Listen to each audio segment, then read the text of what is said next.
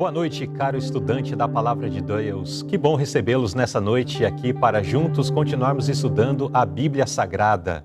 Neste que é o programa Abrindo a Bíblia. Vamos abrir as Escrituras, vamos ver o que Deus tem a nos falar nesta noite. O meu nome é Luzirley Azevedo, sou missionário aqui da TV Conectados com Deus e nesta semana e na próxima estarei substituindo o pastor Joel, que pegou alguns dias aí para descansar, merecidos descansos. Com certeza, em algum momento ele inclusive vai escrever ali no chat, porque ele ama muito também abrir a Palavra de Deus e ama muito aqui o programa Abrindo a Bíblia. E quero mandar um forte abraço aos nossos queridos internautas que já estão aqui no chat, comentando, interagindo. Temos aqui a Maria Augusta Barbosa, mandando uma boa noite. Boa noite, Maria Augusta, que bom estar contigo nesta noite. Temos também Elizabeth Martini Leite, e ela disse assim: olá pastor, manda um alô para minha mãe Penha, ela tem 88 anos, não perde um programa, fica ansiosa esperando o dia do programa. Ela é da igreja de Papucaia, Rio de Janeiro. Também temos a Solange Aparecida, ela disse: olha, estou aqui em Cacoal, Rondônia. Forte abraço aí para os nossos irmãos da região norte do Brasil. Francisca Oliveira, boa noite, Francisca. Maria de Lourdes Magro, a minha sogra, está aqui também acompanhando o programa Abrindo a Bíblia, Graça e Paz. Também a Francisca Oliveira, já mencionamos, né? Kelma de Souza, Clédio dos Santos, boa noite, Clédio. Josi Oliveira, Aparecida Silva, Alcemiro Rosa Moraes, aí Davi, seu sogro também está aqui, Andréia Dias dos Santos, forte abraço aí para os nossos irmãos lá da Igreja do Ângulo, a irmã Andréia ali da região norte do Paraná. E também o irmão Franklin William Bonfim, boa noite meu irmão, Deus seja louvado também pela sua presença, que bom recebê-los, não somente esses, mas todos os demais que já estão conosco nesta noite para abrirmos a Bíblia e estudarmos então a Palavra de Deus. Ao longo desses últimos 2 meses nós estamos estudando lições do livro do Apocalipse e este livro que para muitos é um livro de mistério, é um livro oculto, um livro que fala de catástrofes, coisas ruins. Na verdade, quando abrimos as Escrituras, abrimos o livro do Apocalipse, nós entendemos que é um livro de esperança. É um livro que vem falando dos últimos acontecimentos, sim, da história deste mundo, mas também é um livro que vem falando sobre o grande conflito entre o bem e o mal. Então, claro, coisas ruins irão acontecer, mas irão acontecer com aqueles que tomaram o lado do mal neste grande conflito. Para aqueles que tomarem o lado de Jesus Cristo, esse grande conflito, conforme inclusive apresentado no livro do Apocalipse, terá um desfecho feliz, maravilhoso, na Nova Jerusalém, nas mansões celestiais. Queridos internautas, no programa da última terça-feira nós estivemos estudando sobre a mulher vestida de sol, um símbolo da Igreja de Deus, e como o dragão desde sempre tem procurado destruir o povo de Deus neste mundo. O tema que estaremos estudando hoje é sobre a besta do Apocalipse 13. Esta besta que é um agente do dragão nesta guerra contra o povo de Deus. Para apresentar o tema de hoje, nós estamos recebendo mais uma vez aqui no programa Abrindo a Bíblia, o pastor Davi Germano. Seja bem-vindo, meu irmão. Boa noite, Luzirley, boa noite a todos os nossos internautas, graça e paz. É muito bom estarmos juntos participando de mais uma edição do programa Abrindo a Bíblia e hoje falando de um assunto intrigante. Com certeza, a besta do Apocalipse, quem será, o que faz, qual o seu papel nos últimos dias da história desse mundo? Sobre isso nós estaremos considerando daqui um pouquinho, porque antes de tudo nós vamos pedir que o Espírito Santo nos guie através desse estudo e vamos fazer isso através de uma oração.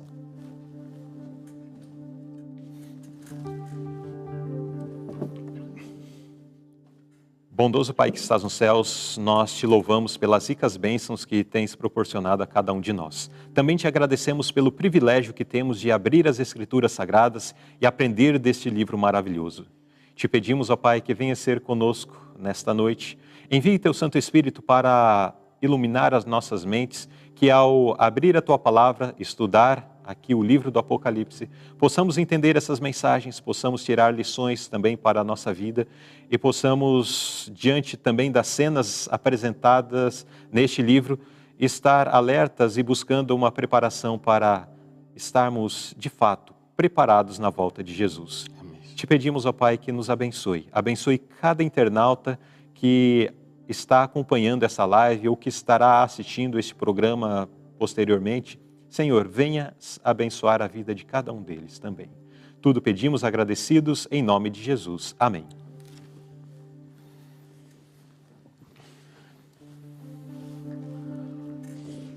Muito bem.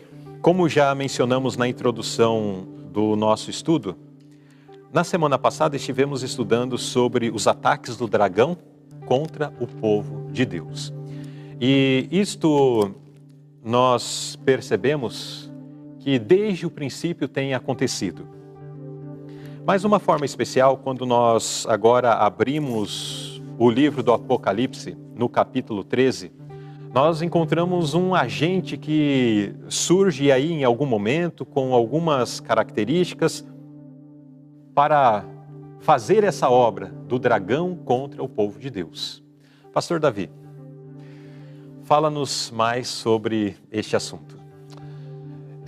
Esse assunto sobre o dragão, e falando especialmente da primeira besta de Apocalipse, nós vemos que é um assunto que intriga as pessoas desde os tempos antigos, desde os tempos dos apóstolos, e eu me lembro que se criou alguns mitos em cima desse termo besta apocalíptica. Uhum. Então, por exemplo, quando surgiu, vamos dizer assim, as contas em código de barras, por exemplo, as pessoas diziam que aquilo era o sinal da besta. Olha, ninguém pode ficar pagando fatura em código de barras, não. Isso já tem alguns anos, né?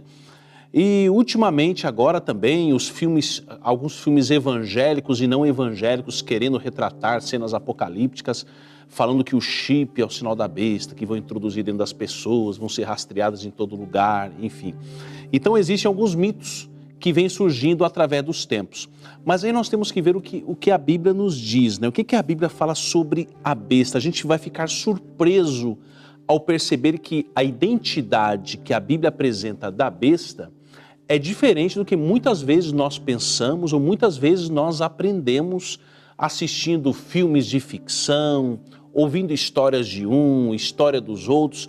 Mas eu acho que o que é importante para todos nós telespectadores aí, os nossos internautas, é o que diz a Bíblia. Como o nosso nome do programa é Abrindo a Bíblia, então nós temos que abrir a Bíblia. Por exemplo, quando a gente abre o livro de 2 Tessalonicenses, o apóstolo Paulo, ele lançou um olhar para o futuro, ou seja, para o tempo que nós estamos vivendo hoje. E o apóstolo, ele disse algo intrigante sobre esse assunto, prevendo o futuro. 2 Tessalonicenses, capítulo 2, versículos 3 e 4. Olha só o que diz aqui. Ninguém de maneira alguma vos engane. Em outras palavras, irmão Luzilei, o Paulo disse assim, olha, pessoal, cuidado. Cuidado que tem muita conversa, tem muita conjectura, tem muitas ideias humanas, então vocês tomem um pouco de cuidado. Então ele falou assim, cuidado, para que vocês não sejam enganados, porque não será assim, sem que antes venha a apostasia e se manifeste o homem do pecado, o filho da perdição. Bem, aqui ele já nos dá uma pista. Aqui ele já está identificando algo que está relacionado com o assunto de hoje como um homem. Uhum. Então esse é um detalhe que nós não podemos esquecer, que ele chama aqui de o homem do pecado, o filho da perdição. Verso 4. O qual se opõe e se levanta contra tudo que se chama Deus ou se adora, de sorte que se assentará como Deus no templo de Deus, querendo parecer Deus. O apóstolo Paulo aqui ele foi muito enfático. Ele disse, olha, uma das características é a característica de um homem. Este personagem, ele se levanta contra Deus, ou seja, Deus estabeleceu um objeto de adoração. Então, somente Deus ele pode ser adorado e pode ser venerado. No caso deste homem, que ele denomina aqui como homem do pecado, este homem ele tira a adoração a Deus e ele atrai a adoração para si. E a Bíblia diz que só Deus pode ser adorado e glorificado. E ele diz assim, não, eu também sou um Deus, então eu também tenho que ser adorado, tenho que ser glorificado. E aqui diz que ele se opõe a todas as verdades que Deus estabeleceu na sua palavra. Ou seja, Deus estabeleceu vários parâmetros, vários fundamentos, e este homem que o apóstolo diz que é o homem do pecado, ele diz não, isso aí não foi Deus que estabeleceu não. O que Deus estabeleceu é o que eu ensino, é o que eu prego, é o que a minha instituição diz que é. Em alguns momentos talvez ele nem se coloca como, não, Deus não estabeleceu, né? Mas ele se coloca, este homem do pecado, né, como sendo alguém que tem autoridade para mudar aquilo que Deus estabeleceu. Exatamente.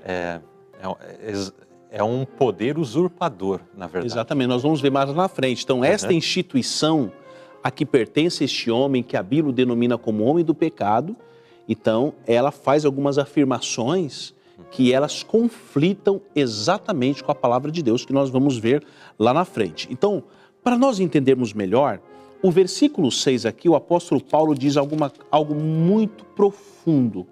Então ele diz assim, olha, e agora, vós que sabeis o que o detém, para que a seu próprio tempo seja manifestado. Ou seja, chegará em breve o tempo em que esta figura apocalíptica, isso aqui não é uma ficção, isso aqui é uma realidade, ele vai se apresentar como deve ser. Ou seja, aqui diz que ele está, vamos dizer assim, retido, contido, mas na hora que o relógio profético disser que chegou a hora, ele irá se manifestar e mostrar realmente o caráter dessa instituição. Sim. É um ponto, né? Isso tem a ver tanto com os dias de Paulo como com os dias de hoje, né? Sim. Porque em relação... Os internautas imaginam que as peças vão se encaixando, mas nos dias de Paulo isso estava no futuro e chegou um tempo que se manifestou de uma forma grandiosa no mundo, né? Vocês vão entender o que eu estou falando. Mas depois esse poder deu uma enfraquecida e nós ainda estamos vivendo num período onde ele está aí, mas pela profecia ele depois novamente vem com força total, que daí entra o que você disse, né? Ele vai vir e vai chegar o tempo em que ele voltará a se manifestar nesta glória em que ele traz sobre si, né? Inclusive, Luzilei, no tempo do apóstolo Paulo, para os cristãos daquela época, e que era a realidade daquele momento, o anticristo era o Império Romano. Ou seja, o Império Romano, ele se opunha à adoração ao verdadeiro Deus. Então, o Império Romano tinha N deuses, N entidades, N padroeiros e padroeiras, ou seja, ele tirava o foco do Deus verdadeiro e único e colocava um monte de deuses para serem adorados. Ou seja, o que o Império Romano fazia? Aquelas pessoas que eram contra isso, que era contra o paganismo, que no caso eram os cristãos, eles eram mortos, eram assassinados, eram martirizados, torturados. Então, neste tempo aqui que o apóstolo Paulo enfatizou, o Império Romano era o império do terror, era o anticristo naquele contexto. Muito bem. Então, o Apocalipse nos dá a base para conhecer exatamente quem é esse homem, onde ele surgiu e temos base aqui no livro do Apocalipse para, de fato, entender quem é esse poder ou quem é esta besta? Sim, claro. A Bíblia é como o termo Apocalipse, inclusive no livro de Apocalipse 13, mas eu gostaria de enfatizar antes do Apocalipse 13, sim, Apocalipse capítulo 1, para que os nossos internautas vejam o que quer dizer o termo Apocalipse, porque existe hoje uma ideia que impera no mundo de que o Apocalipse é um livro lacrado, fechado, coisas que ninguém pode entender, é um livro selado. Mas olha só, em Apocalipse, no capítulo 1, verso 1, diz assim: revelação de Jesus Cristo, a qual Deus lhe deu para mostrar aos seus servos as coisas que brevemente devem acontecer, e pelo seu anjo as enviou e as notificou a João, seu servo. Então Deus disse para João, ó, isso aqui não é livro lacrado não, isso aqui é revelação. Então você pega isso aqui e manda para 7 igrejas que estão na Ásia. Então, ou seja, é um livro aberto. Deus não iria mandar o apóstolo publicar um livro, que não foi um livro secreto, mandou distribuir para as igrejas, é para todo mundo ler. Então, isso é uma demonstração histórica de que o livro do Apocalipse é um livro aberto. Agora nós vemos algumas informações surpreendentes. Olha só, vamos agora para o capítulo 13, que é exatamente sobre o assunto que nós estamos enfatizando nesta noite, que fala sobre esta besta aqui. Vamos ver o que diz. Olha só, pode ler, irmão Luzilei, Apocalipse 13, verso 1. Deixa eu pegar a versão que vai aparecer ali na tela, né? E eu pus-me sobre a areia do mar e vi subir do mar uma besta que tinha 7 cabeças e 10 chifres, e sobre os chifres 10 diademas, e sobre as cabeças um nome de blasfêmia. Exatamente. Então aqui diz que esta besta, ela surgiu do mar. Por quê? Na profecia, mar simboliza povos, nações e línguas, ou seja, este poder, ele tem uma influência muito grande sobre as nações do mundo. Então aqui mostra que este homem do pecado, que mais na frente nós vamos saber quem é, então, ou seja, ele tem uma influência política sobre as nações. Então, ou seja, ele tem um grande respeito do mundo político. Um outro detalhe muito importante que nós observamos aqui é que no versículo 9 do capítulo 17 do Apocalipse, aqui nós encontramos, por exemplo, alguma informação chave sobre a localização geográfica onde está esta instituição. Então, é importante nós, todos os nossos internautas, abrirem o coração, porque assim, a Bíblia, como disse o próprio apóstolo, é como uma espada de 2 gumes, ela penetra até o profundo da alma. Então, muitas vezes, a Bíblia não vai dizer o que eu quero ouvir, mas o que eu preciso ouvir. Então, que os nossos internautas tirem de cena os participantes aqui do programa e vamos centralizar nossa mente apenas no que a Bíblia diz. E aqui em Apocalipse capítulo 17, versículo 9, diz assim, aqui o sentido, vamos ler ali a versão que está aparecendo? Então aqui há sentido, quem tem sabedoria? As 7 cabeças são 7 montes, sobre os quais a mulher está assentada. Ou seja, a Bíblia compara a igreja, no termo bíblico profético, a palavra mulher quer dizer igreja, ou seja, uma mulher pura é uma igreja pura, uma mulher prostituta é uma igreja falsa que se corrompeu. Então aqui diz que esta igreja, este poder, está assentado sobre as nações, domina as nações. E aqui no termo que o profeta usa aqui, ele diz assim, olha, as 7 cabeças desta besta são 7 montes. Então ele já diz assim, olha, a sede geral desta instituição está localizada numa região geográfica onde está rodeada por 7 montes. E conhecida por isso, né?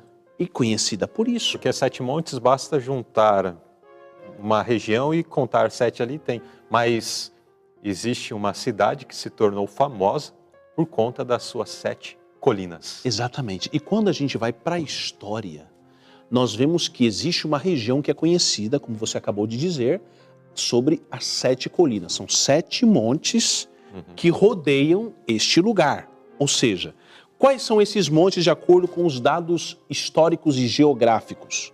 Os montes Aventino, Capitólio, inclusive existe uma cidade turística no Brasil também chamada Capitólio, né? Se inspirou em algum lugar. Célio, Equilino, Palatino, Quirinal e Viminal. Então, ou seja, o Vaticano, né, para quem nunca pesquisou, pode abrir na internet qual é a cidade das 7 colinas. vai aparecer lá. Então, Está em Roma, né? Está em Roma. Então, esses 7 montes rodeiam ali Roma e é onde a profecia está nos levando. Alguém pode dizer, ué, mas eu nunca ouvi falar disso. Mas assim, esse é o objetivo da Bíblia. A Bíblia, ela nos leva a nos aprofundar, a gente mergulhar lá no fundo da raiz e descobrir coisas que a gente não sabia. Por isso que cada pessoa nós temos que estudar a Bíblia. A gente não pode se basear só o que o pastor da nossa igreja diz, do que o reverendo diz, do que o padre diz. Nós temos que nos basear no que a palavra de Deus diz. Devemos amar nossos líderes, devemos respeitar nossos líderes, mas a palavra de Deus, ela é mais importante que tudo. Então nós vemos que essas 7 cabeças são os 7 montes que rodeiam esta região geográfica, que no caso são 7 montes que rodeiam Roma, no caso aqui o Vaticano. Muito bem, então geograficamente nós já sabemos onde esse poder vai existir, né? Teve a sua existência e ainda existe, né? Vamos ver, o que mais o Apocalipse nos revela sobre a besta, quem é ela de fato? Um aspecto importante, Luzilei, antes da gente entrar nesse ponto aqui, é que alguém pode se perguntar assim, olha, mas quer dizer então que nos últimos dias o diabo vai usar uma religião? Ele não podia usar outra coisa qualquer? É verdade, querido internauta, o diabo vai usar uma religião. Então, ele vai usar uma igreja. Ele podia usar uma coisa melhor para representar ele do que uma igreja? Porque a igreja é um lugar onde as pessoas vão para adorar a Deus. As pessoas vão com aquela visão de Deus, aquela visão de santidade, de respeito. E agora o diabo fala assim, não, eu vou usar uma instituição religiosa para representar o meu caráter. E nós temos aqui, por exemplo, a transmissão de poder, né? A transmissão de poder. Por exemplo, Apocalipse capítulo, nós encontramos a primeira e a segunda besta. Aqui nós também encontramos, por exemplo, Apocalipse 13:2, nós encontramos um aspecto muito importante. Temos a besta que saiu do mar e temos outra besta. Então vemos aqui, ó. E eu pus-me sobre a areia do mar, vi subir do mar uma besta que tinha 7 cabeças e 10 chifres, e sobre os seus chifres 10 diademas, e sobre as cabeças nome de blasfêmia. Então ela aqui está falando dessa besta que está localizada em Roma. Mas agora no verso 2, nós nos deparamos com outra besta. Então aqui diz assim, e a besta que vi era semelhante ao leopardo, os seus pés como de urso, a sua boca como a boca de leão, e o dragão deu-lhe o seu poder e o seu trono e grande poderio. Ou seja, nós encontramos agora um outro poder que dá continuidade ao anterior. Ou seja, esse segundo poder, na verdade, faz aliança com o primeiro. Ou seja, um dá força para o outro continuar a sua obra. Mas, resumindo tudo isso, a obra que tanto uma faz como a outra é a mesma. Por exemplo, nós também temos aqui o símbolo do Império Romano dos Césares, por exemplo, que foram homens cruéis, grandes inimigos do cristianismo, que tiraram a vida de milhares de cristãos, os mártires, os reformadores e muitos outros cristãos lá da época antiga, nos primeiros séculos, que morreram por amor à verdade. Então nós vemos que a história porque é assim, Luzilei. O que acontece? É o poder político junto com o poder religioso. Então o diabo sempre usou essas duas coisas. Ele não usou só a religião de um lado aqui e o poder político daqui. Ele falou, não dá certo, tem que unir.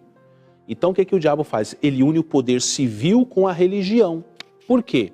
Porque se alguém não segue o que a religião diz, aí se estabelecem leis civis para condenar aqueles que são contrários a determinado ponto. Então, o diabo trabalhou dessa maneira lá no Império Romano. O diabo trabalhou desse meio também, por exemplo, lá durante a Reforma Protestante com a Igreja Romana, foi a mesma coisa. Ainda lá atrás, mesmo nos dias de Cristo, do início da Igreja Cristã, foi assim, né? Porque ali a implicância dos líderes da Igreja contra Jesus levaram eles a usarem o poder civil para colocar Jesus na cruz. Exatamente. E depois, na sequência, na perseguição da igreja que estava nascendo, né, do cristianismo nascente, a igreja cristã primitiva, o problema estava na cabeça. Assim, existia o lado religioso que fazia uso do poder civil para perseguir ali os cristãos. Exatamente, desde o tempo de Jesus até a igreja de Roma. Então nós vemos uma transmissão de poder. Roma perseguindo os cristãos. Roma pagã, né? Pagã. Roma pagã perseguindo os cristãos. E ela transfere agora o poder para um outro, que agora podemos chamar de Roma cristã. Então, ou seja, o paganismo agora virou... O paganismo virou cristianismo, ou seja, um cristianismo pagão, pegando os mesmos princípios, os mesmos fundamentos. Com certeza em outros programas se falará sobre essa questão aí com mais detalhes. Sim. Mas aqui nós vemos uma transmissão de poder, né? Saiu de um paganismo e entrou em outro paganismo apenas com um rótulo diferente. Mas aqui nós vemos essa transmissão de poder. Agora, sobre Apocalipse 13:2, eu acredito que em outros estudos vai se falar mais sobre esse ponto, mas a nossa meta hoje é Apocalipse 13, falando exatamente sobre esse primeiro poder. Muito bem. Agora, ali no livro do Apocalipse também, quando nós avançamos na leitura, nós vemos ali, a partir do verso 5, fazendo menção de um período. Quero convidar os internautas a acompanharem comigo a leitura dos versos 5 e também do verso 7. E foi-lhes dado uma boca para proferir grandes coisas e blasfêmias, e deu-lhes poder para continuar por 42 meses. E foi-lhe permitido fazer guerra aos santos e vencê-los.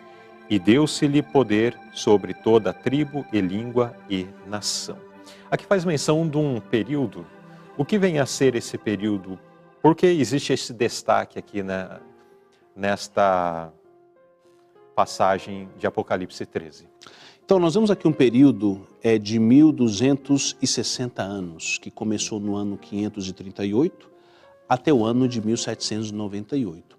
Então, nós vemos aqui um período quando esse poder, o poder de Roma, ela passou a perder o seu poder. Então, inclusive, isso aqui é um marco histórico muito importante, porque Justiniano, ele levou o chefe de Roma como uma autoridade política principal, né? Inclusive é conhecido como o Edito de Justiniano.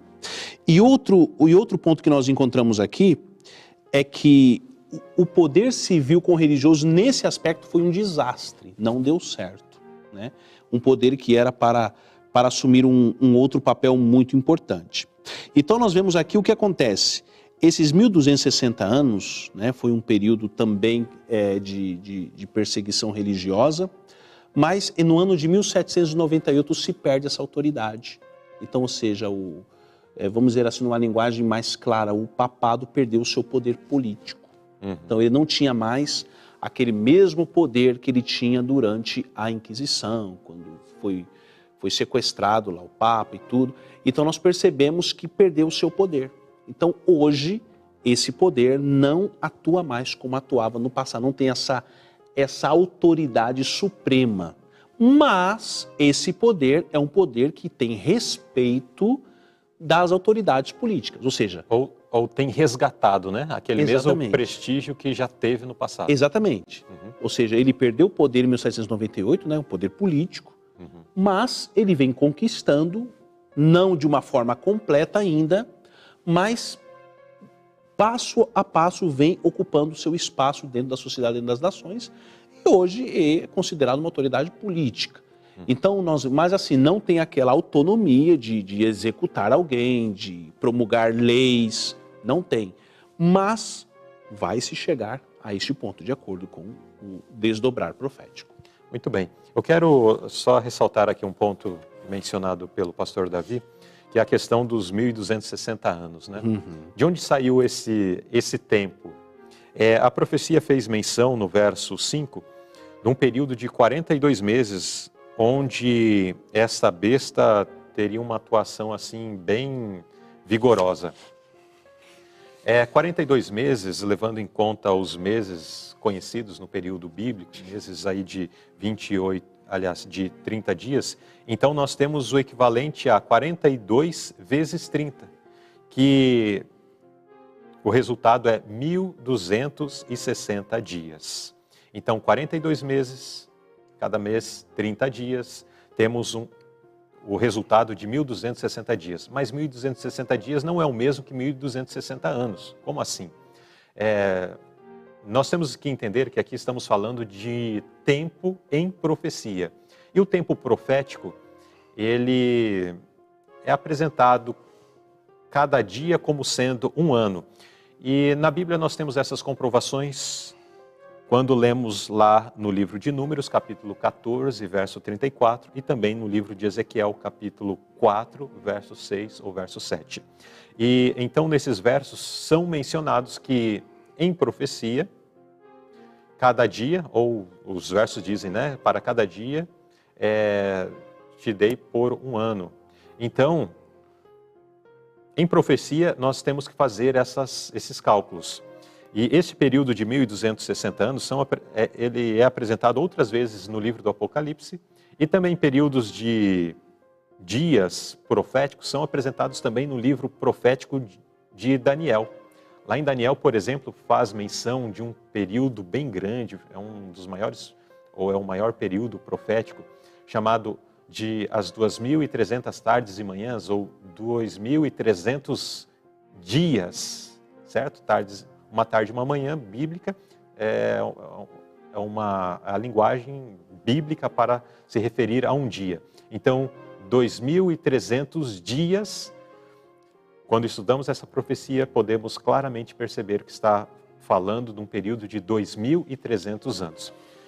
Usando esta mesma explicação que a própria palavra de Deus dá acerca de como interpretar as suas profecias, então quando fez menção de 42 meses, vezes 42 meses, vezes 30 dias, 1.260 dias, significam, na verdade, 1.260 anos, iniciados no ano 538, que foi quando o bispo de Roma, conforme mencionado pelo pastor Davi, quando o bispo de Roma recebeu também sobre si as atribuições de um chefe supremo sobre a igreja, não somente um chefe religioso, mas também um chefe civil. Se tornou como que o imperador, né? E a partir daí teve autoridade civil religiosa sobre o império. E este poder perpetuou até o ano 1798. Até o ano 1798, quando, durante o período da Revolução Francesa, então, o general Berthier, general francês, ele capturou o bispo de Roma e, enfim, a profecia fala sobre esse momento, Davi. Eu não sei se eu avancei muito nesse resumo, porque acabei mencionando algumas coisas que na lição está aqui mais adiante. Mas mais à frente ali vai falar sobre esse momento onde o bispo de Roma é capturado e a profecia aponta para isso, né? Mas vamos lá, Davi, por favor. Bem, dentro de todo esse histórico apocalíptico, nós encontramos agora, precisamos agora entender o que são as 7 cabeças, né, da besta. Ou seja, a cabeça, a Bíblia mesmo diz assim, usa o termo que diz que o marido é o cabeça da família. Ou seja, ele é a autoridade. Então, essa palavra cabeça, ela vem de autoridade. Ou seja, e quando a Bíblia usa o nome 7 cabeças, ou seja, ela está dizendo que haveriam 7 tipos de governos através do tempo. E a história bate exatamente com a Bíblia. Se alguém quer conhecer história, é só estudar a Bíblia. É um dos livros históricos mais confiáveis que existe no mundo, que é o livro mais antigo que existe no planeta. Então, na história, confirmando Apocalipse capítulo 13, falando sobre essas 7 cabeças e 10 chifres, falando sobre as cabeças, nós encontramos 7 formas de governo. Então, uma dessas formas de governo que eu acredito que é a mais antiga da história é a realeza, ou seja, o governo monárquico, que vem de reis, né? Então, vem de reis, monarcas, então é a forma mais antiga. Então, foi a primeira forma de governo De Roma, né? De Roma, exatamente. Ainda lá antes de Cristo. Isso. Roma, na verdade, ela foi um exemplo, ela foi atroz, cometeu as suas barbáries, mas assim, em termos de organização hierárquica, Roma, na história do mundo, foi aquela que organizou a política, inclusive hoje, vamos dizer assim, os exemplos de Senado que nós temos hoje, de Câmara de Deputados, de juízes do Supremo, tudo isso é espelhado, talvez não em sua totalidade, mas parcialmente na organização estabelecida pelo Império Romano. Então era um governo muito organizado e ele deixou algumas contribuições aí para a humanidade nesse aspecto aí. Então realeza foi a primeira forma de governo. Depois, em segundo lugar, nós encontramos o consulado, o cônsul, né? Então nós encontramos na Bíblia vários exemplos aí de alguns cônsules, né, que a Bíblia registra, ou seja, ele era uma autoridade acima dos magistrados. E eles dirigiam cultos, eles dirigiam alguns julgamentos, né? Assim como Pilatos e outros. Então nós percebemos que o consulado foi a segunda forma de governo romana, que perdurou também por muito tempo. Depois, em terceiro, temos o decemvirato, ou seja, um governo que é regido por 10 magistrados, ou seja, não era uma pessoa igual um rei ou igual um cônsul que tinha assim uma certa autoridade, uma certa autonomia. Então, 10 magistrados agora é que regiam o governo. Mas isso também, durante algum tempo, deu certo, mas não tanto tempo, acabou se desfazendo. E nós encontramos agora a quarta forma de governo, que essa aí trouxe vamos dizer assim, um prejuízo imenso para a humanidade, que é a chamada ditadura. E isso persiste até os dias de hoje. Então existem países que são dominados por ditadura, entre aspas, o chamado socialismo. Então nós percebemos que o governo de Roma, então, é um cargo onde o chefe da nação tem autoridade máxima. Ou seja, ele manda no exército, nas forças armadas. E hoje alguns países, não são muitos, mas tem alguns países ainda que tem isso. E nós temos o exemplo, por exemplo, de Júlio César, né? Que no caso, no ano 46 a.C., foi um dos últimos ditadores romanos, né? Apesar de nós termos hoje governo de ditadura no mundo, mas o mundo não é regido por ditadura mais, né? Então aqui nós estamos falando assim, de governos, de sistemas que o mundo teve. Então o mundo teve o sistema de realeza, o mundo teve o sistema de cônsul, o mundo teve um sistema de ditadura. Não era só o Império Romano, outras nações iam copiando e também tinham os seus ditadores. Hoje já não é ditadura mais que rege o mundo, né? Hoje nós temos outra forma de governo.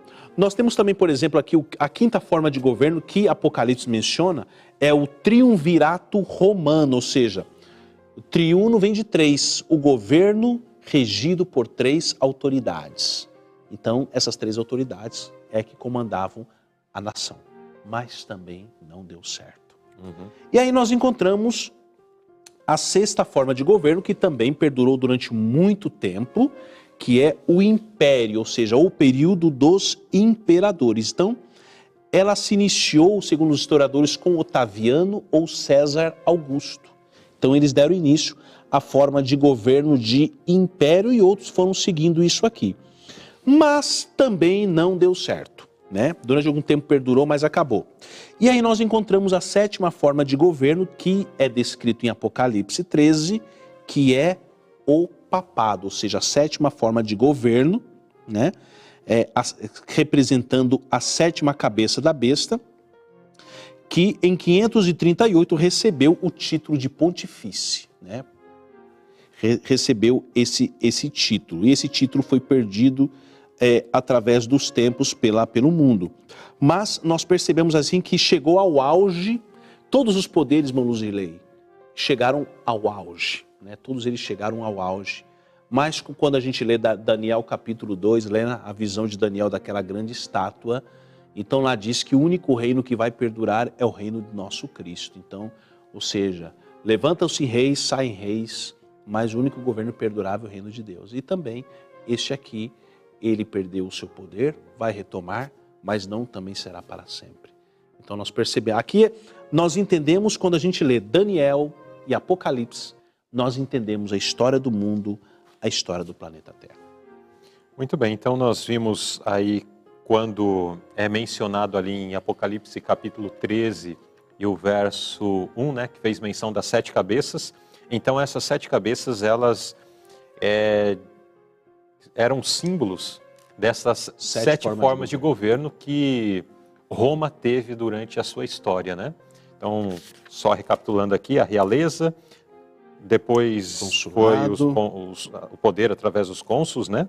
O decemvirato, a ditadura, o triunvirato, o império, os imperadores, né? Na época de Jesus, foi a época do império, a época dos apóstolos, eram os imperadores, e que perdurou, conforme tu apresentou aqui, até mais ou menos o ano, até o 5º século, né?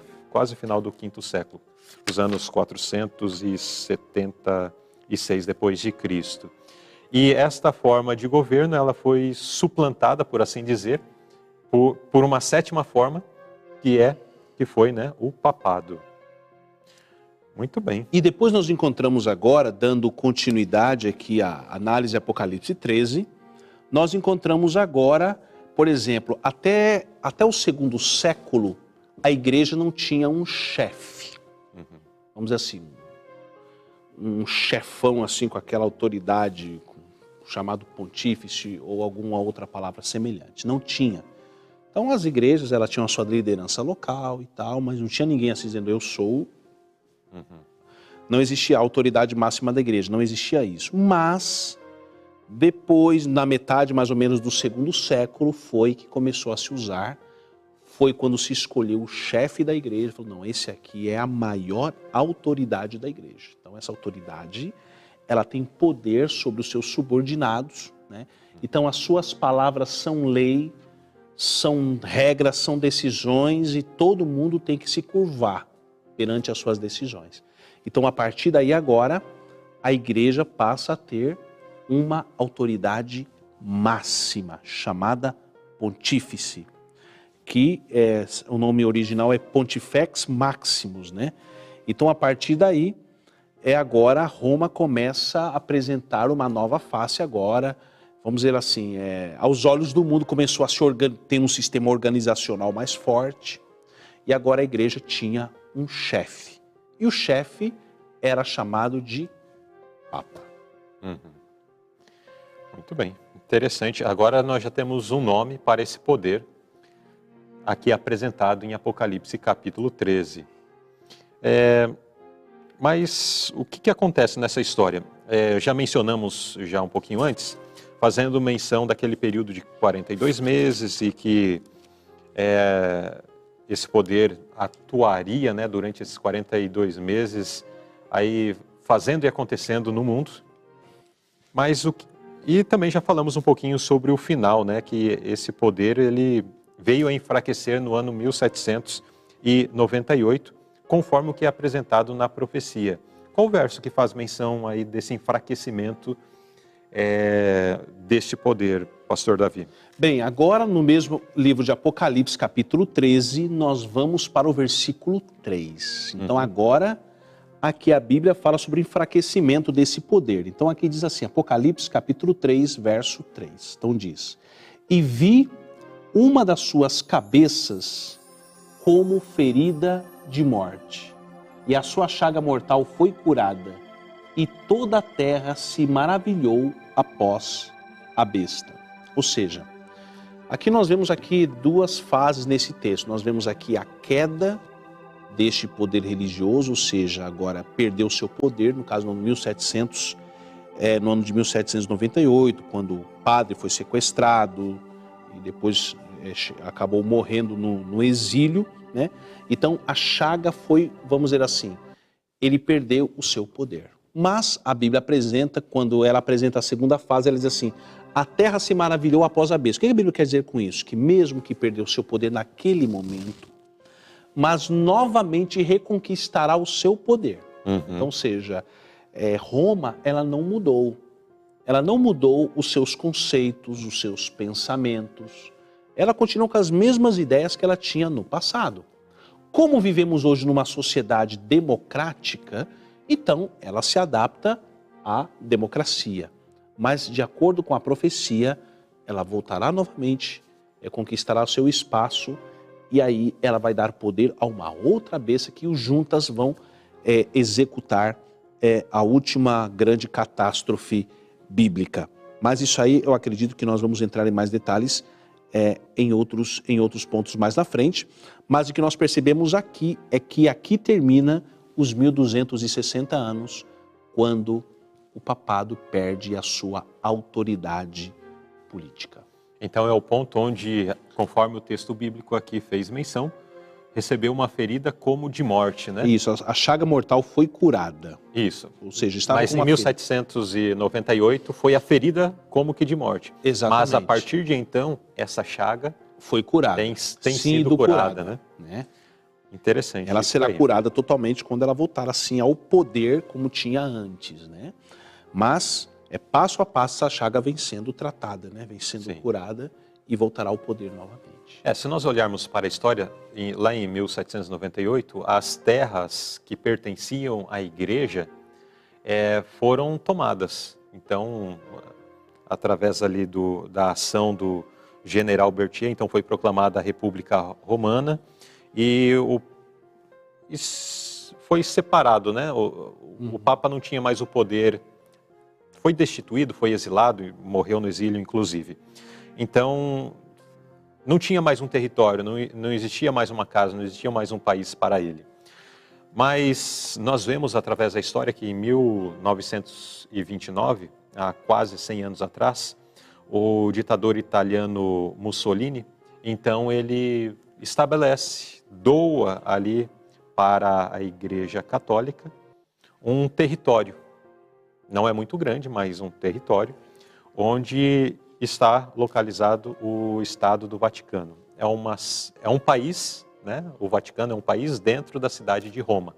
Então, geograficamente, continua no lugar apontado pela profecia, inclusive. Inclusive, a gente observa aqui que assim, o papado vem reconquistando o seu espaço, ou seja, o Papa, ele governa a igreja até a sua morte, né? Então ele é o chefe supremo da igreja e isso já tem bastante tempo que ele já vem recuperando isso. Então, vamos dizer assim, é a gestão mais longa que a gente conhece da história do papado, ou seja, alguém que fica no poder de uma instituição religiosa durante muitos anos, ou seja, durante toda a sua vida. Né? E isso já foi reconquistado, isso hoje é colocado em execução. Então isso mostra que, novamente, passo a passo, gradativamente, está conquistando o seu espaço, conquistando mais poder. Nós podemos notar também essa questão da reconquista do poder, quando um presidente é eleito em um país, geralmente esse presidente vai até Roma para receber buscar ali os seus, a sua bênção, né? A sua aprovação lá do Papa.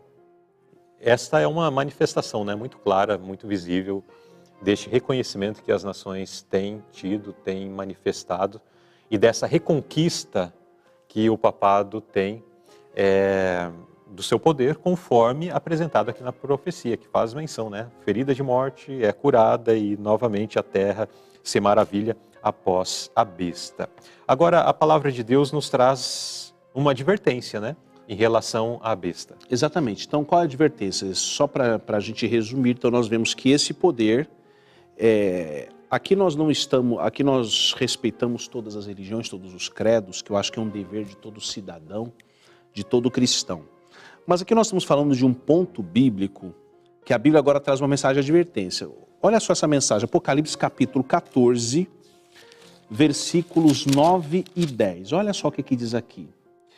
E seguiu-os o terceiro anjo, dizendo com grande voz: se alguém adorar a besta e a sua imagem, e receber o sinal na sua testa ou na mão, também este beberá do vinho da ira de Deus, que se deitou não misturado no cálice da sua ira, e será atormentado com fogo e enxofre diante dos santos anjos e diante do Cordeiro. Ou seja, então, aqui nós encontramos na palavra de Deus que quem aceitar esse poder como algo dominante na sua vida, essa pessoa não poderá entrar nas mansões celestiais. Isso aqui é muito forte, é muito chocante, como nós falamos no início. Deus, na sua palavra, não fala o que a gente quer ouvir, mas o que a gente precisa ouvir. E aqui nos diz então que este poder religioso, ele contraria o que diz a Bíblia, ou seja, a Bíblia manda adorar somente a Deus. Este poder diz que tem que adorar o homem, tem que adorar os santos, tem que adorar as padroeiras, tem que adorar, enfim. Então, esse poder faz isso, mas isso é o que a Bíblia está dizendo, não sou eu que estou falando isso. Eu estou simplesmente repetindo aquilo que está estabelecido na Bíblia, né? A Bíblia é um livro universal, independente da tradução que cada pessoa tenha, ou seja, a linguagem de hoje, Bíblia de Jerusalém, enfim. Mas todas as Bíblias, os textos são praticamente os mesmos. Então aqui nos mostra que quem beber do vinho dessa igreja, das suas doutrinas, e receber o seu sinal, beberá do vinho da ira de Deus. Agora nós temos que entender, bem, que sinal é esse? Uhum. É o chip? É o código de barra? É o chip, código de barra. É o Pix? É um 666 nas testas, né? Inclusive, alguns filmes por aí mostram, até filme de terror por aí, mostrando um 666, que é o sinal, que é um sinal visível na testa. Será que é isso mesmo? Vamos ver então o sinal de Deus. Então vamos lá, vamos ver Apocalipse capítulo 12, antes disso Apocalipse 12, 17. Tá, então antes de nós vermos aqui qual é o sinal da besta, porque no verso de Apocalipse 14, 9 e 10 fez menção de receber, se alguém adorar a besta, sua imagem, receber o sinal na testa ou na mão. Então, ok, aqui está falando que essa besta tem um sinal, sim, que é posto na testa ou na mão. Antes de nós então entendermos qual é o sinal da besta, nós vamos entender qual é o sinal de Deus, né? Porque Deus também tem um sinal e a Bíblia revela. Então vamos lá, Davi. Então, para a gente chegar nesse aspecto aí, nós precisamos ler Apocalipse 2,17, que fala que essa igreja tem um conflito. Um conflito contra quem? Contra o quê? Então Apocalipse 12,17 diz assim: e o dragão irou-se contra a mulher e foi fazer guerra ao remanescente da sua semente, os que guardam os mandamentos de Deus e têm o testemunho de Jesus Cristo. É importante os nossos internautas entenderem que Deus criou 10 mandamentos, não é isso? Uhum. Esses 10 mandamentos estão lá em Êxodo capítulo 20, do versículo 1 em diante. Então, nós encontramos lá 10 mandamentos. O que a igreja de Roma fez? Ela mudou os mandamentos de Deus, ou seja, principalmente o 4º mandamento da lei de Deus. Vamos ler Êxodo capítulo 20. Aqui, ó, Êxodo capítulo 20.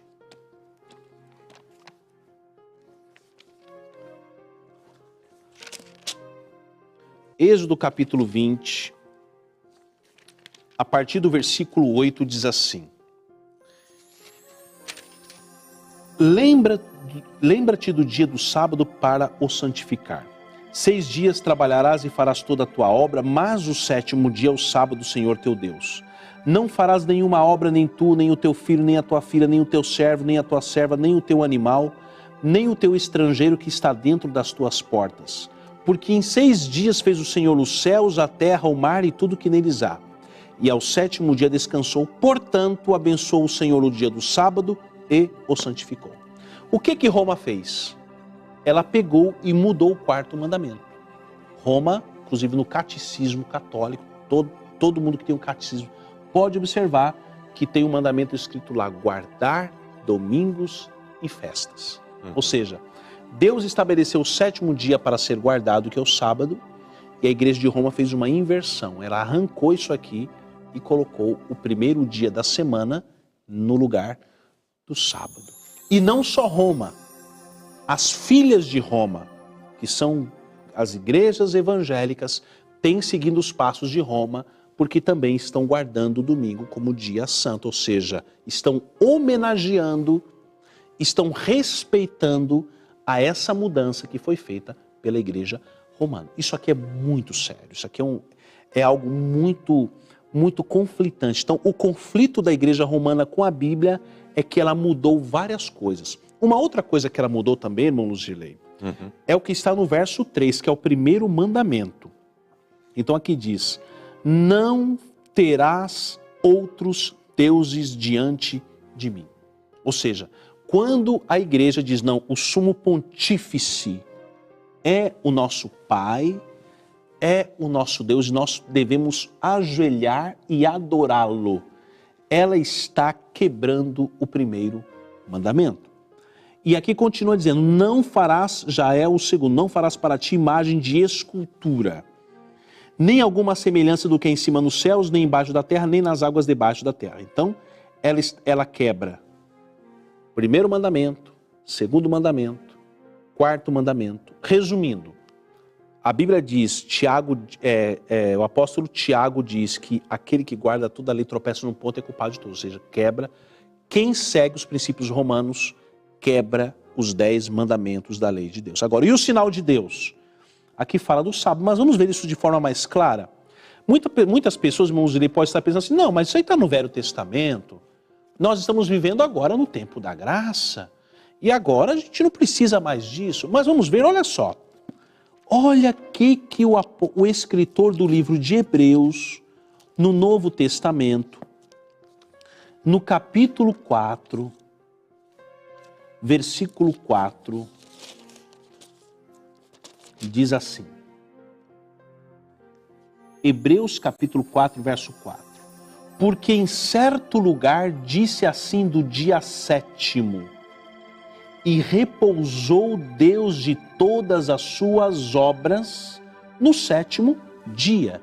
O apóstolo Paulo está aqui fazendo referência a Gênesis capítulo 2. Ou seja, ele está dizendo aqui, mostrando para a geração pós-crucifixão de Cristo que o sábado continuava em vigor. Que assim como lá em Gênesis está escrito que o sábado é o 7º dia da semana santo, ele continua sendo santo até os dias de hoje.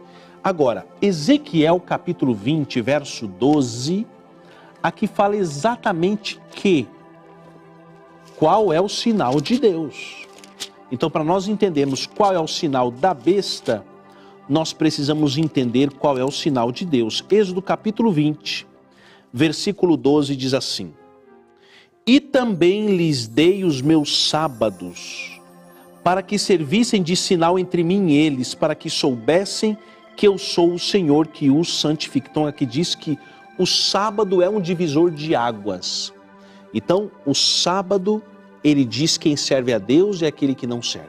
E no verso 20, confirma isso. Ezequiel 20, 20 diz assim: E santificai os meus sábados e servirão de sinal entre mim e vós, para que saibais que eu sou o Senhor vosso Deus. Então, qual é o sinal de Deus à luz das Escrituras, tanto no Velho como no Novo Testamento? O sábado. Qual é o sinal da besta? É aquilo que o homem tirou e colocou no lugar do que Deus havia estabelecido. Então, o domingo. Então, Deus criou, assim, o mandamento de Deus, ele é desde o princípio, né? Na criação, Gênesis capítulo 2, versos 1, 2 e 3 ali fazem referência de que ao Deus ter criado este mundo, ele descansou no 7º dia. E depois nós vemos o povo de Israel santificando o sábado antes de existir os 10 mandamentos lá no Sinai, né? E depois vem a lei de Deus lá no Sinai, os 10 mandamentos. O 4º mandamento da lei de Deus, ele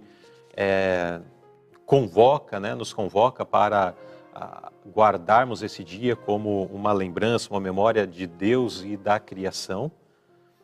Ezequiel disse que esse é um sinal, né, estabelecido entre Deus e o seu povo. Então, o povo de Deus, fiel neste mundo, ele separa esse dia para adorar o Criador. Então, o dia do sábado é separado para adorar o Criador.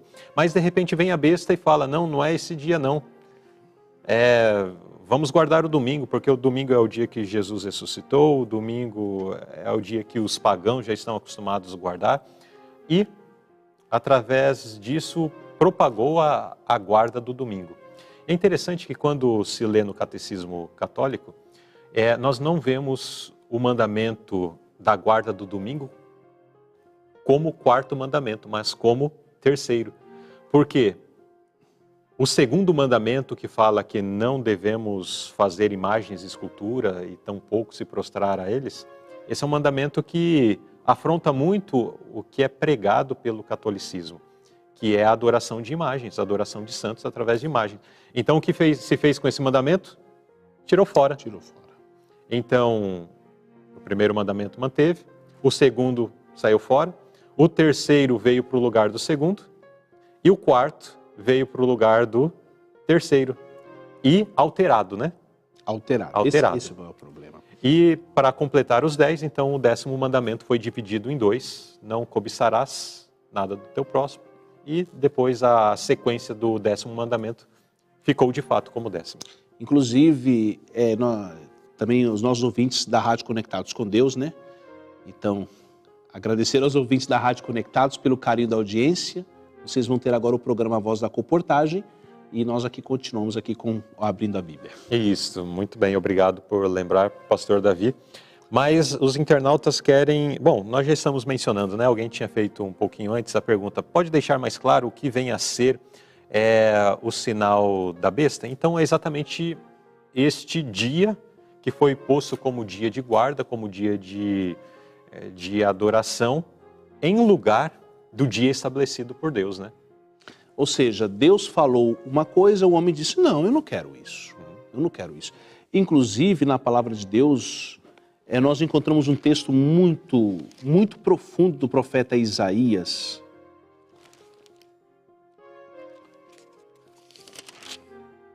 Aqui, ó, Isaías capítulo 4, versículo 1. Então aqui diz assim, pode ler, irmão Luzilei. Isaías 4, 1. Isaías 4, 1, vamos lá. Vamos abrir a Bíblia no livro do profeta Isaías, capítulo 4, verso 1. Então nós lemos o seguinte. Naquele dia 7 mulheres agarrarão um homem e lhe dirão, nós mesmas providenciaremos nossa comida e nossas roupas, apenas case-se conosco e livre-nos da vergonha de sermos solteiros. Ou seja, aqui está dizendo assim, mulher quer dizer igreja, 7 quer dizer totalidade, ou seja, a profecia está dizendo aqui o seguinte, que as igrejas lançarão mão de um homem. Quem? Jesus. Todo mundo quer o nome de Jesus, né? Uhum. Então existem alguns nomes de igrejas muito bonitos. Então, querem o nome de Jesus, né? Mas nós queremos comer do nosso pão, vestir as nossas vestes, mas nós só queremos o seu nome. Tira o nosso pão. Ou seja, nós queremos a nossa doutrina, nós queremos a nossa tradição, nós queremos a nossa maneira de pensar. Mas é o seguinte... Só queremos o nome. Só o nome. Os 10 mandamentos da lei de Deus, santificação do sábado que Deus estabeleceu desde o primórdio da humanidade, desde a eternidade, não. Isso não. Então nós queremos, isso é comer do nosso pão. Uhum. Isso é nos vestir das nossas vestes. Queremos somente o teu nome. Isso está acontecendo nos nossos dias. Inclusive, irmão Luzilei, para a gente complementar aqui a nossa linha de pensamento final, no início nós falamos que a Bíblia chama esse poder, essa pessoa que atrai adoração para si como homem do pecado. Uhum. E Apocalipse capítulo 13, verso 18, confirma isso. Então aqui diz assim, olha, Apocalipse capítulo 13, versículo 8. 18, perdão, verso 18, aqui diz assim, aqui há sabedoria, aquele que tem entendimento calcule o número da besta, porque é o número de um homem, e o seu número é 666. Inclusive, na coroa do pontífice está escrito em latim Vicaris Filii Dei, que quer dizer vigário de Deus. Então, queridos, isso aqui é um ponto muito forte, um ponto muito solene, é chocante ao mesmo tempo, mas eu creio que em tudo que eu aprendi, que você aprendeu, nós devemos colocar tudo nas mãos de Deus e perguntar com Paulo, Senhor, o que queres que eu faça? Depois que a gente vê como a profecia se desvenda, como é que a palavra de Deus ela vai clareando o nosso caminho, Então, existe um momento, irmão Luzilei, que nós precisamos parar, fazer igual Paulo, parar, orar e pensar, e deixar a voz de Deus falar aos nossos corações. Senhor, depois de tudo isso, qual é a tua vontade? Eu tenho certeza que o Espírito Santo de Deus está lutando com cada um dos nossos internautas, cada um dos nossos ouvintes, né? Então, pare, ore, pense e analise e pergunte como Paulo: Senhor, o que queres que eu faça? Maravilha, obrigado, pastor Davi. Creio que foi bastante informação que recebemos nesta noite, né? Talvez para aqueles que estão estudando pela primeira vez sobre a besta do Apocalipse 13. Então foi uma carga de informações aqui. Na verdade, passamos, foi uma pincelada, né? Muitas outras informações nós poderíamos ter trazido aqui, mas foi somente uma introdução a este pensamento e já identificando, né, quem é a besta, qual o seu sinal, qual a sua marca. E existem ainda algumas outras situações que serão reveladas, né, na sequência aqui do livro do capítulo 13 de Apocalipse, que vai falar ainda sobre a besta que surge da terra, mas esse já é um tema que nós vamos ver mais à frente. Na série de cursos que nós estamos aprendendo, estamos passando aqui, nós já estamos, inclusive, chegando já na reta final. Na próxima semana nós estaremos estudando sobre a Grande Babilônia desmascarada. Então, existe muitas coisas interessantes e importantes ainda a serem aprendidas aqui do livro do Apocalipse. Agora, eu quero trazer um momento somente para nós fixarmos o que aprendemos do estudo de hoje, que é através de um pequeno teste. Eu vou pedir para a produção colocar aí na tela, nós teremos 5 perguntas e você pode responder aqui no chat. E nós vamos ver então aí as vossas respostas. Vamos lá, produção, coloca para a gente aí a primeira pergunta desta noite. Temos pronto?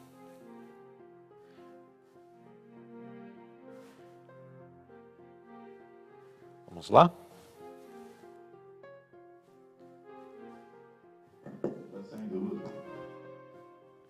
Já está indo? Bom, a primeira pergunta é a seguinte. Em 2 Tessalonicenses, capítulo 2, 6, lê-se que no tempo de Paulo havia um poder que impedia o anticristo de se manifestar. Que poder era esse? Alternativa A, o poder napoleônico. Alternativa B, o Império Grego. Ou alternativa C, o Império Romano. E aí, internauta, qual era esse poder que estava impedindo de o homem do pecado ou o anticristo se manifestar? Qual é a sua resposta? Escreva aí para a gente no chat. Produção, pode revelar. Muito bem, então o poder nos dias do apóstolo Paulo que estava impedindo do anticristo se manifestar era o Império Romano. Vamos à segunda pergunta. Ao ler Apocalipse 17, 9, então aponte qual das afirmativas abaixo indica a localização geográfica errada dos 7 montes de acordo com o texto da lição. Primeira alternativa, as 7 colinas sobre as quais está assentada a cidade de Roma, ou alternativa B, os 7 montes da Serra da Mantiqueira, no Brasil. Eu que montei essas perguntas ali no programa e eu esqueci que ali em cima estava escrita a alternativa errada. Eu acho que eu assinalei qual é a alternativa certa, né? Mas enfim, qual das duas afirmativas? Qual é certa e qual é a alternativa errada? Escreva aí no chat. Bom, temos ali o tempo, 15 segundos. Escreva aí no chat qual é a alternativa errada. Eu vi que já tem algumas pessoas já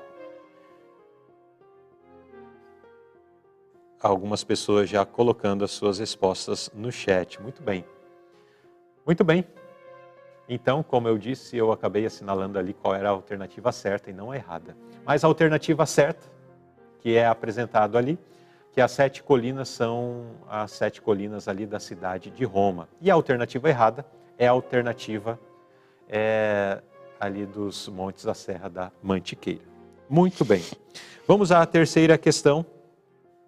Em Apocalipse 13:2 é dito que a besta recebeu seu grande poder do dragão do capítulo 12. Então, no capítulo 12, que foi estudado na semana passada, falou sobre o dragão e a besta do Apocalipse 13 recebeu o poder deste dragão. Esse dragão simboliza quem ou o quê? Alternativa A sinagoga dos fariseus. Alternativa B, a sinagoga dos saduceus. Alternativa C, o Império Romano e seus imperadores. Qual é, então, a alternativa correta? Qual é a alternativa correta? O que representa o dragão? Tempo esgotado. Então, a alternativa correta é o Império Romano e seus imperadores. Então, conforme ele é apresentado em Apocalipse 13. Vamos à quarta pergunta. Qual o significado real das 7 cabeças da besta?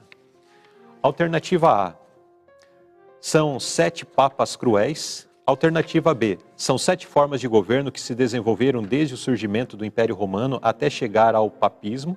Realeza, consulado, decemvirato, ditadura, triunvirato, império e papado. Ou alternativa C, são 7 imperadores romanos que perseguiram violentamente os cristãos durante 70 anos. Qual é a alternativa correta?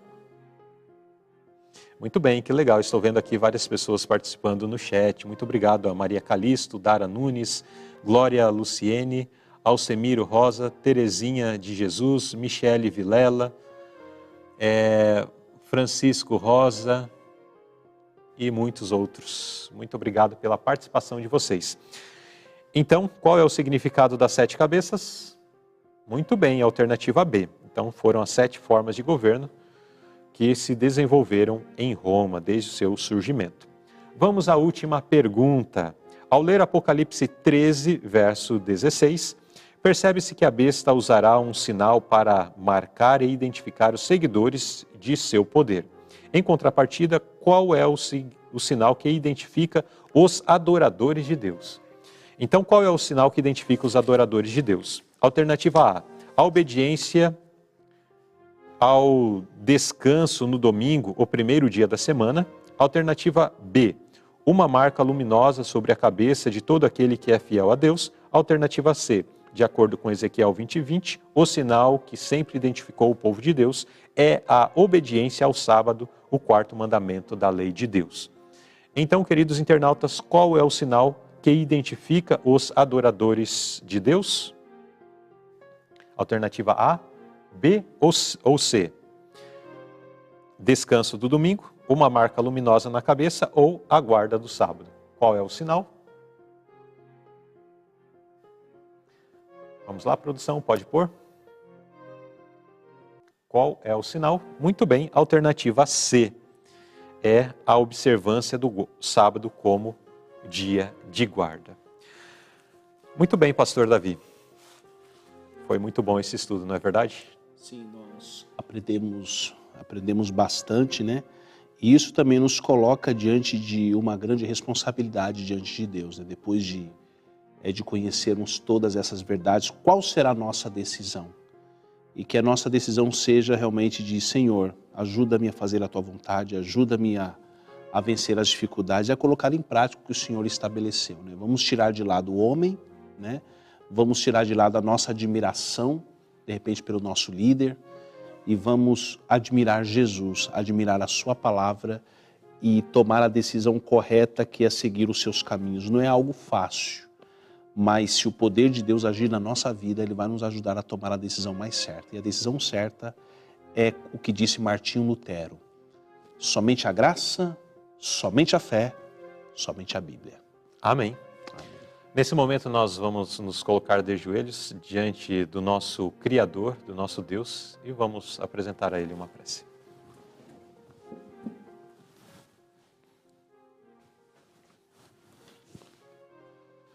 Querido Deus, Amantíssimo Pai que habita nos mais altos céus, aqui nos encontramos com os teus filhinhos diante da tua santa presença, gratos por esses momentos que nós passamos estudando a tua santa palavra. Como dizem as Escrituras, a tua palavra é viva e eficaz, semelhante à espada de dois gumes que penetra até o profundo de nossa alma. Sabemos que de repente esse assunto de hoje pode ter incomodado algumas pessoas, mexido com alguns pensamentos, alguns conceitos, mas que o Senhor possa trabalhar em cada coração, que possamos entender o tempo em que nós estamos vivendo e que a Bíblia, somente a Bíblia, possa ser a nossa regra de fé e prática. Que em breve nós possamos herdar aquele reino que é a nossa esperança e possamos firmar nossa fé em meio às grandes crises que virão sobre o nosso mundo.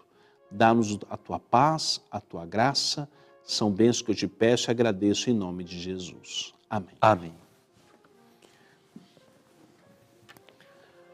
Muito bem, assim então nós chegamos no final do programa Abrindo a Bíblia desta terça-feira. E eu quero agradecer aqui o pastor Davi por ter colaborado conosco, trazendo essa explicação aqui da Bíblia, né? Eu ia mencionar de Apocalipse 13, mas nós navegamos por toda a Bíblia aqui, comparando texto com texto e trazendo lições para nós. Muito obrigado, pastor Davi. Foi um prazer, irmão Luzilei, estar aqui com você, com os nossos telespectadores, né? Aqueles que quiserem mais esclarecimentos, né, podem de repente escrever aí no chat, que estaremos entrando em contato, enviando algum material adicional, mas foi muito bom estar participando do programa desta noite. Muito bem. E bem lembrado aqui pelo pastor Davi, se você tem alguma pergunta que não foi esclarecida durante esta programação, mas está aí te incomodando, está aí no chat um link para um formulário onde você pode ali colocar escrever a sua pergunta e em algum momento essa pergunta poderá ser explicada aqui na TV Conectados com Deus, aqui no programa Abrindo a Bíblia, ou de repente ela será respondida diretamente para você mesmo no particular, ok? Então escreva aí. E quero mandar um forte abraço a todos os nossos irmãos que nos acompanharam durante esses estudos e fazer menção dos últimos que estou vendo aqui no chat, né? Nós temos ali a participação da irmã Andréia, da Dara Nunes, Maria Calisto, Maria Augusto, também da Aline, e ela até colocou ali algumas observações, né, sobre a questão da interpretação bíblica, mas muito obrigado aí pelas observações, pelos vossos comentários, pela participação de vocês. Na próxima terça-feira voltaremos quando continuaremos estudando o livro do Apocalipse, e nós estaremos estudando sobre a grande Babilônia desmascarada. Então, se eu fosse você, já colocava na agenda, porque na próxima semana temos mais um grande tema. Fique com Deus e até o nosso próximo encontro.